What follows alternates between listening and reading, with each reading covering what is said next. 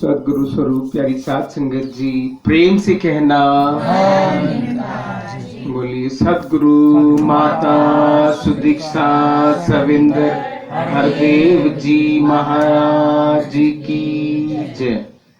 और साध संगत, सुबह सुबह की प्रातः काल की ये जो मधुर बेला, इसमें सर्वप्रथम इस आत्मा का स्नान करने का जो सदगुरु की कृपा से ये अवसर प्राप्त हो रहा है, इसके लिए साध संगत सदगुरु के हम बहुत धन्यवादी हैं कि ऐसा संयोग बन पा रहा है कि इस आत्मा के कल्याण के लिए ये निरंतर हम सब पे ये कृपा हो रही है।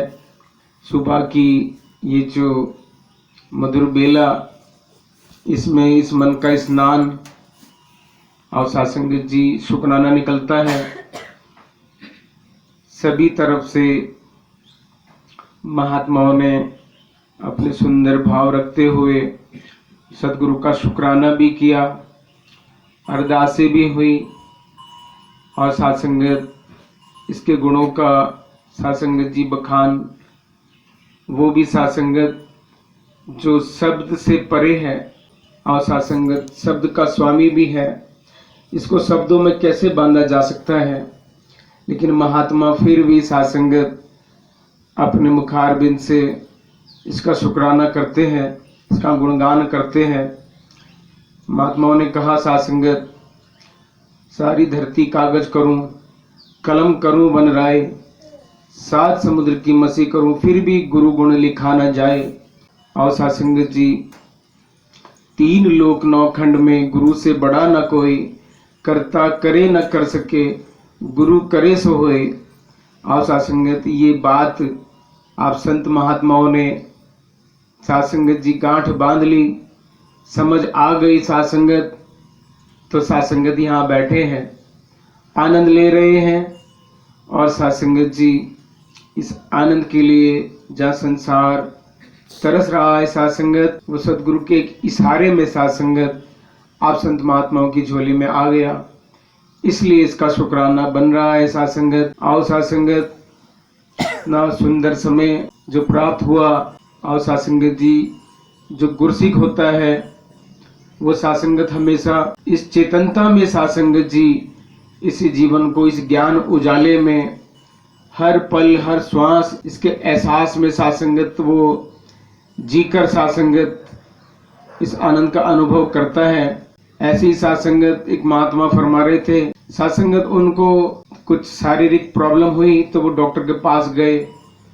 तो डॉक्टर ने कहा कि भाई साहब आपको तो शुगर है। तो उसने कहा ये कैसे, कहने लगे कि ये तो साध संगत जैसे किसी भी चीज को कोई पता नहीं कहाँ व्यवस्था बिगड़ जाए और कहाँ क्या हो जाए, तो ये अब हो तो गया। लेकिन वो कहने लगा कोई बात नहीं, आप मेरे पास बहुत पैसा है, आप इसको जो है ठीक करो और ये जड़ से खत्म हो जाए।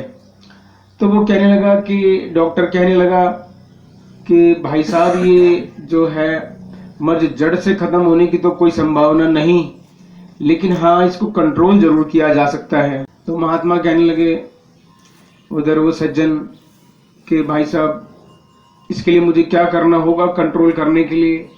वो कहने लगे कि आपको बस निरंतर एक जो है एक टैबलेट लेनी पड़ेगी ताकि ये कंट्रोल रहे। तो कहने लगे कि ठीक है। वो कहने लगे लेकिन ये जो टैबलेट है ये आपको टैबलेट सुबह के समय फास्टिंग में लेनी है।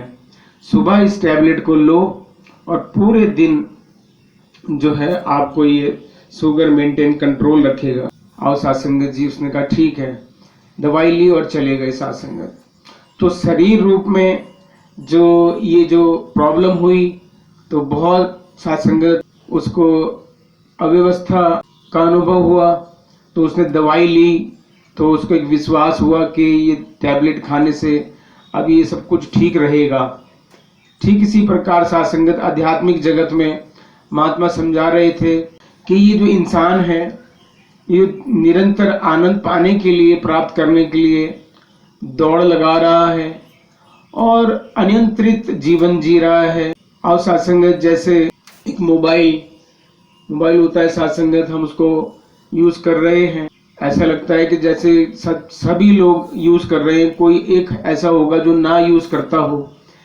लेकिन सात्संगत जब वो मोबाइल यूज किया जाता है, कई बार देखते हैं कि हम उसकी एप्लीकेशन खोलते हैं, बहुत सारी एप्लीकेशन उसमें होती हैं, डाउनलोड भी की जाती हैं, और वो एप्लीकेशन सात्संगत खोलते हैं, पता नहीं कहाँ तक उसमें पहुँचते हैं, फिर वो सात्संगत वो आगे से आगे बढ़ते जाते हैं। तो कई बार उसमें वापस जाने की बजाय हम उसको वहीं से सात्संगत निकल कर दूसरी एप्लीकेशन खोल लेते हैं, उसको बिना सात्संगत क्लोज किए।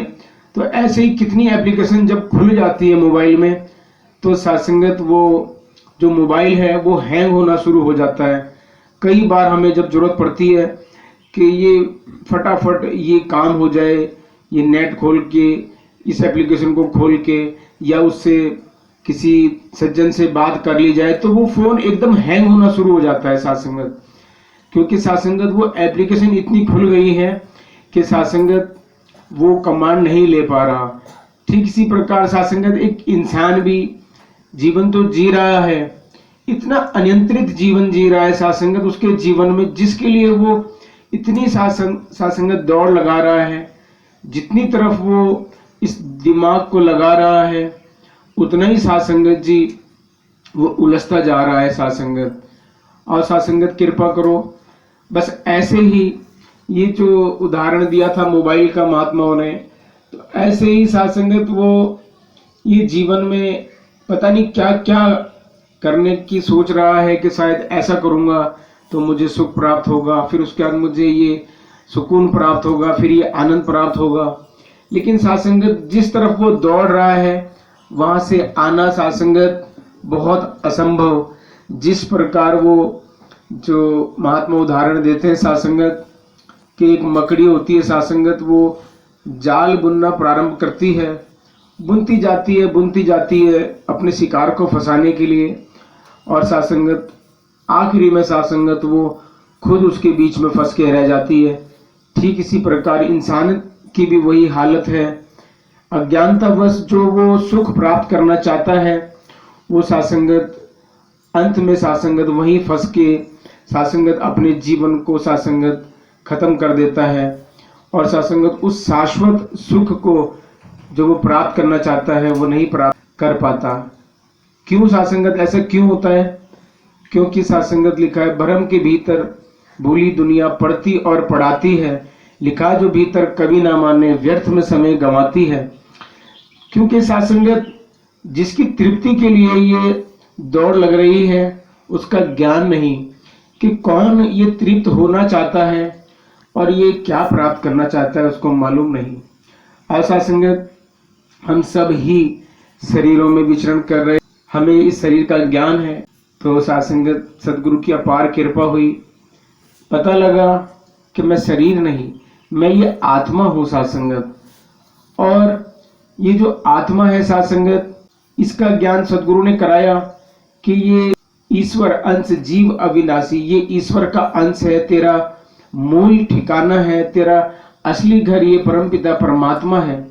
और सात्संगत ज्ञान कराया, तो ये ज्ञान तो सात्संगत जी कराया गया, तो ये ज्ञान तो मेरे साथ हो गया, ये ज्ञान हर जगह है। तो सात्संगत ये मेरे घर में भी है, ये मेरे जहाँ मैं कार्यस्थल पर जॉब पर हूँ वहाँ पर भी है। तो सात्संगत फिर सात्संगत ये आनंद उस समय क्यों नहीं आ रहा? क्योंकि सात्संगत ज्ञान तो एक है, लेकिन ये जो ध्यान है सात्संगत, ये हर जगह एक नहीं है, ये ध्यान जो ये बिखरा हुआ है। जब बिखरा हुआ है तो सात्संगत साथ होकर भी ये ज्ञान का आनंद नहीं। सात्संगत जी ज्ञान लेकर ज्ञान का जिसने ना उपयोग किया, उसको सुख मिला ना कोई, ना उसने आनंद लिया। ये हरदेव वाणी में बाबा हरदेव सिंह जी ने फरमाया। तो सात्संगत इस ज्ञान का आनंद कैसे लिया जाता है? आप महात्माओं ने सात्संगत इस राज को समझा कि ये सात्संगत इस संतों के बीच बैठकर ये इसका गुणगान, जब इसको तत्व से जानकर जब सब यहाँ पर एकत्रित होकर सात्संगत इसका ध्यान करते हैं, सात्संगत ये हर जगह मौजूद है। तो ये परमात्मा जो स्थिर है, इसके साथ में ये महात्मा यहाँ पर साध संगत जी स्थिर हो जाते हैं, क्योंकि सब इसकी बात कर रहे हैं तो साध संगत ध्यान एक हो जाता है, फिर वो बिखरा हुआ नहीं होता। वो इसलिए साध संगत यहाँ पर आनंद की अनुभूति होती है, क्योंकि यहाँ पर सब उस स्थिर, वो जो साध संगत स्थायी है, जो एक है, उससे साध संगत जुड़कर साध संगत इसका ध्यान करते हुए, इसको समर्पित होते हुए इसी की सेवा कर रहे हैं, इसी का सिमरन कर रहे हैं और साध संगत इसकी ही सत्संग कर रहे हैं। और साध संगत सत्संग जब शब्द आया तो साध संगत पता लगा कि ये सत्संग क्या है। सत्संग है साध संगत सत्य का संग। और साध संगत सत्य क्या है? सत्य ये परमात्मा है, और इसके अलावा क्या है? दूसरा साध संगत सब कुछ झूठ है। साध संगत देखिए साध संगत जी, हम साध संगत ये शरीर है, ये साध संगत अस्थिर है। ये बाल्यावस्था में था तो साध संगत आज युवावस्था है, कल को साध संगत ये शरीर बदल जाएगा, ये बूढ़ा हो जाएगा। साध संगत ये बदल रहा है, ये झूठ है साध संगत। और साध संगत सदगुरु ने ज्ञान कराया, वो साध संगत जी सत्य का ज्ञान कराया जो स्थिर है। और साध संगत जब ये मन इस स्थिर के साथ जुड़ता है साध संगत, तो फिर वो ऐसा नहीं कि वो यहीं पर आनंद लेगा, वो साध संगत इसका साध संगत जी संग।